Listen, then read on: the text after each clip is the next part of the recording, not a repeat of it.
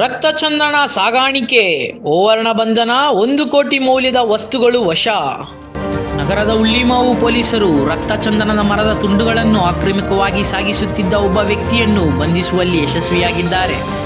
ಬಂಧಿತನಿಂದ ಒಟ್ಟು 1143 ಕೆಜಿ ರಕ್ತ ಚಂದನದ ಮರದ ತುಂಡುಗಳನ್ನು ಮತ್ತು ಕೃತ್ಯಕ್ಕೆ ಬಳಸಲಾದ 3 ಕಾರುಗಳನ್ನು ವಶಪಡಿಸಿಕೊಳ್ಳಲಾಗಿದೆ. ವಶಪಡಿಸಿಕೊಂಡ ವಸ್ತುಗಳು ಒಟ್ಟು ಮೌಲ್ಯ 1 ಕೋಟಿ ಎಂದು ಅಂದಾಜಿಸಲಾಗಿದೆ.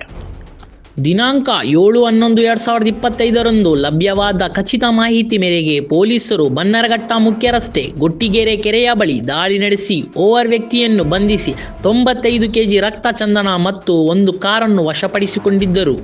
ತದನಂತರ ನ್ಯಾಯಾಲಯದ ಅನುಮತಿ ಪಡೆದು ಆರೋಪಿಗಳನ್ನು ವಿಚಾರಣೆಗೊಳಪಡಿಸಿದಾಗ ಆಂಧ್ರಪ್ರದೇಶದಿಂದ ಕಡಿಮೆ ಬೆಲೆಗೆ ತುಂಡುಗಳನ್ನು ತಂದು ಕರ್ನಾಟಕ ಮತ್ತು ತಮಿಳುನಾಡಿನಲ್ಲಿ ಹೆಚ್ಚಿನ ಬೆಲೆಗೆ ಮಾರಾಟ ಮಾಡುತ್ತಿದ್ದ ವಿಚಾರಣೆ ಬೆಳಕಿಗೆ ಬಂದಿದೆ. ಆರೋಪಿಯು ನೀಡಿದ ಮಾಹಿತಿ ಮೇರೆಗೆ ತಮಿಳುನಾಡಿನ ವಿವಿಧ ಸ್ಥಳಗಳಲ್ಲಿ ಪೊಲೀಸರು ಕಾರ್ಯಾಚರಣೆ ನಡೆಸಿ ಹೆಚ್ಚುವರಿ 1048 ಕೆಜಿ ರಕ್ತ ಚಂದನ ಮತ್ತು 2 ಕಾರುಗಳನ್ನು ವಶಪಡೆದಿದ್ದಾರೆ.